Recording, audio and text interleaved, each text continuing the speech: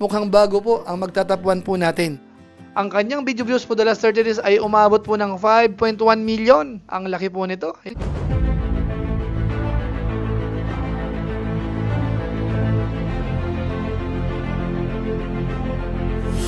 Ayun, shoutout guys, muli po, welcome to my YouTube channel. Ito po si Kuya Julay, ang inyong katugang, ang inyong kalingap na muling buwabati po sa inyo ng magandang araw, magandang gabi. Saang sulok man po tayo ng mundo naroroon. At sa araw na ito, meron tayong panibagong vlog. Pag-uusapan po natin yung mga kasamahan po natin sa Team Kalingap, yung mga Lingap partners ho. Mga charity vloggers, K-boys, yung mga Lingap partners na hindi po part ng reactors, na kung saan alamin natin kung sino sa kanila ang malaki po ang views sa ngayon. Dahil mukhang meron po tayong bago na nangunguna.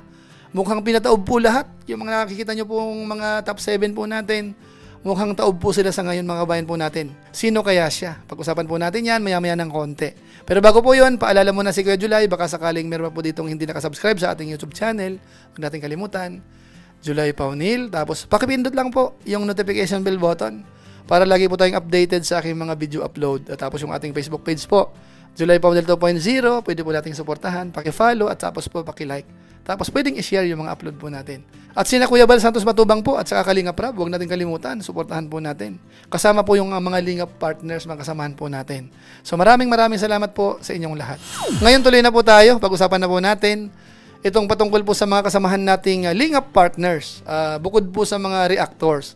Na kung saan ho, i-evaluate po natin sa ngayon, kalagitnaan po ng buwan halos o kaya medyo lumagpas ng konti, alamin po natin, sino kaya ang nagkakaroon po ng maraming views sa ngayon. Ang gagawin natin reference muna ay yung 30 days time, mga kabayan po natin, para makita natin sino kaya ang malakas sa ngayon at bakit siya nagtitrending. Dahil sa inyong kaalaman, gaya ng binanggit ko po kanina, mukhang bago po ang magtatapuan po natin. Dahil sa ngayon po, sa pagre-review natin, kung tinignan ko po, mukhang bago po yung pangalan. Sino kaya siya, no? So, mas maganda po, ipakita ko po muna sandali sa inyo yung statistics ng kanilang channel based po sa Social Blade at yung ilang data ho. Panoorin natin muna ito. Unahin po natin si Bobby TV 143. So, ang kanyang video views for the last 30 days ay umaabot po ng 2.9 million. Ang laki po nito. Tapos, yung kanyang added subscribers naman po ay 3,000. So, mukhang okay siya. So, tingnan po natin yung kanyang mga upload, daily upload. So, dito makita natin, nag-upload po siya ng 4 na video araw-araw. Ayan po ang average. Sa loob ng 30 days, 109 na videos at saka live stream ang kanyang na-upload. So, ngayon po, isunod natin si Kalingap Jomar. Ang kanyang video views for the last 30 days ay nasa 1.9 million. Added subscribers for the last 30 days ay 6,000. Ang kanyang daily performance ho, nag-average po siya ng 1 video lang isang araw. So, medyo matipid po siya, ano? Ang kanyang 30 days time ay nasa 31 videos lang at saka yung live kasama na po dyan. So, once a day lang po siya nag-upload. Tapos, sunod po natin si Kalingap Tata. Ang kanyang video views for the last 30 days ay nasa 1.7 million. Tapos, ang kanyang bilang ng subscribers naman na nadagdag for the last 30 days ay nasa 6,000. Ang kanyang daily performance, tingnan natin, mga 2 video po araw-araw. Kaya sa loob ng isang buwan, nasa 46. Actually ho, wala pang 2 lumalabas. Kasi ang average niya ay 46 lang. So matipid din po siya. Tapos sunod po natin si Kalingap Edu. Ang kanyang video views for the last 30 days ay nasa 3 million. So maganda-ganda rin po ito. Ang kanyang added subscribers ay nasa 10,000 naman for the last 30 days. So ibig sabihin organic po yan. Kaya tinitingnan po natin itong added subscribers. Yung kanyang daily views naman po, makikita natin dito. Ayan. So, halos nag-average lang po siya ng isang upload isang araw. Kasama na po yung kanyang live stream. Sa isang buwan, 36 lang po. So, matipid din po si Papa Eds. Ngayon, isunod naman po natin si Papa Dan. Ayan, Kalingap Dan. Ang kanyang video views for the last 30 days ay nasa 3 million din. So, pareho po sila ni Papa Eds. 3 million. Added subscribers naman po for the last 30 days ay nasa 12,000. Yung kanyang daily performance naman, tingnan natin, ganun din po. Isang araw, isang upload lang po siya. Sa isang buwan po, more or less, 35 videos kasama yung live stream. So, matipid din po si Papa Dan. Ngayon po, isunod po natin si Dr. Love. Ayan. Ang kanyang video views for the last 30 days ay nasa 3.1 million. So, hindi na po sila nagkakalayo, silang tatlo. Added subscribers naman po for the last 30 days ay nasa 5,000. Tapos yung kanyang daily performance naman, tingnan natin dito. Dalawang video po siya araw-araw, more or less. Kaya sa isang buwan ho, ay nasa 62 uploads po siya. Ayan.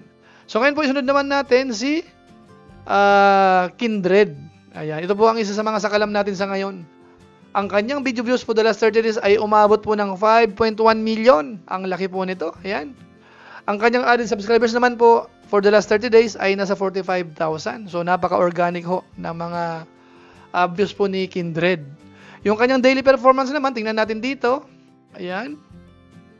So nag-upload po siya ng mga 3 araw-araw average. Kaya meron po siyang 79 sa isang buwan o kaya 30 days time. 79 uploads. Kasama na po yung live stream. Pero kapansin-pansin po dito, yung kanyang laki ng views, 5.1 million. So ayun mga kabayan po natin, kitang-kita po natin, ang laki ho ng views po ni Kindred sa ngayon. 5.1 million po yung kanyang 30 days time. So mukhang aakyat pa po yan bago matapos po ang buwan. O kaya kapag kinuha po natin yung buwan po ng April 2025. So congratulations po kay Kindred. Yan po ay talagang organic yan, yung kanyang nakukuha po sa ngayon. Kasi yung kanyang bilang po ng subscribers, talagang hinahatak. Mabilis din po yung pag-akyat. Siguro ho, ilang panahon na lang, magiging 250,000 na po yan, ang subscribers po ni Kindred. Tapos po yung bilang naman ng kanyang mga upload, yung mga videos, nakita natin, katamtaman. Halos ano po siya, nagkaroon po siya ng 79 isang buwan. So more or less, nag-average po siya ng 2 video upload, kasama yung live stream. So medyo katamtaman po siya, mga kabayan po natin. Tapos yung iba naman po dito, ang nasa pangalawa natin ay si Dr. Love, 3.1 million. Ganun din po, 62 videos po siya sa loob ng isang buwan. So mga 2 video rin po araw-araw more or less ang kay Dr. Love. Kaso nga lang po yung nasa rank 3 natin, 4 and 6, si Papa Joms, Kalingap Dan at saka po si Jomar. Talagang ano lang po sila, isang upload lang sila isang araw. Kumbaga ho, matipid talaga sila. Pero yung kanilang views po ay mataas. Tapos si Kalingap Tata naman ho ay katamtaman, 46 videos, mga nasa 1.5 upload. Ibig sabihin ho, sa 2 araw, mga 3 upload po siya. Yan po ang kay Kalingap Tata. Kay Bobby TV 140 naman po, siya po ang marami kasi nag-average po siya ng 4 na videos araw-araw. Kaya medyo nakita naman natin, maganda rin po yung views niya for the last 30 days. Ano po? So yan po ang evaluation natin. Pero isa lang po ang kapansin-pansin. Si Kindred ho ay sobrang lakas po. Siguro po silipin po natin yung kanyang channel kasi nga po si Kindred ho ay nag-viral si Richard. Yung ikinadena po ng 2 taon. Ngayon nga po ay tinutulungan niya at malaki po yung progress. At kita po natin na talagang sinatsaga po yan ni Kindred. Although may kasabay pa po pero mas trending po talaga si Richard. Lahat po ng upload po ni Kindred kay Richard ay talagang puro viral po yan.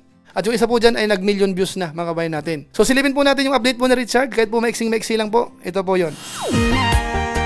Kahit gaano man kabigat ang problema, huwag kang mawawala ng pag-asa. May Kindred na hangad lagi ay magpasaya. Kahit napakalayo, hindi na alinta. Bakit ayaw mo mag-picture sa kanila? Ba't ayaw mo? Ilaw. Ha? Ilaw. Ilaw. Ayaw niya magpa-picture sa kanila. Pero sa akin, nagpa-picture. Yan, tawanan niya. Bakit? Ha? Ha? Libing. Ano? Kalibing. Nakalibing? Sino yan nilibing? Sino? Siya. Sino nga yan? Libing. Vlogger na kung saan sulok ng Pilipinas, nakakarating upang makapagbigay ng saya. Kindred palagi yung iisipin na kahit gaano man kabigat ang problema. So yan mga kabayan po natin, yan po ang isa sa mga pang-trending po talaga ni Kindred. So sana magtuloy-tuloy na po ito kasi mukhang nakuha na ni Kindred yung technique, nakahanap na rin siya ng magandang content. So kumbaga po, itutuloy-tuloy na lang po ito. So congratulations kay Kindred at naging maganda po yung takbo ng kanyang YouTube channel. So maraming salamat po sa mga sumusuporta po sa kanya, sa Team Kalingap, pangunahin, na laging sumusuporta po sa buong team natin at walang sawahong sumusuporta nga po. Talagang marami po sila. So antabayanan nyo po sa katapusan po ng buwan kung ito po ay mamimaintain ni Kindred o kaya tataas pa po yan sa gagawin po nating top 7 Kalingap Charity Vloggers po. So maraming salamat po sa inyo. Ilang po muna ang ating maiksing reaction video o kaya channel review po natin sa ating mga kasamahan sa Team Kalingap. So maraming salamat po sa inyo. Maraming salamat po pero sana ho, kung inyo po itong nagustuhan, pwede po nating i-share mga kabayan po natin itong vlog po ni Kuya July. Maraming salamat na lang po sa mga supporters po natin na hindi po nag-skip ng ads at lagi po nag-share ng mga upload po natin. So maraming salamat po. So muli, ito po si Kuya Julay, ang inyong katugang, ang inyong kalingap na pansamantalang nagpapaalam po muna. Kita-kita ulit tayo sa mga susunod ko pang vlog. Maraming salamat sa inyong walang sawang pagsuporta po sa ating YouTube channel. Pagpalain nawa kayo ng Diyos, mabuhay tayong lahat. God bless. Bye-bye!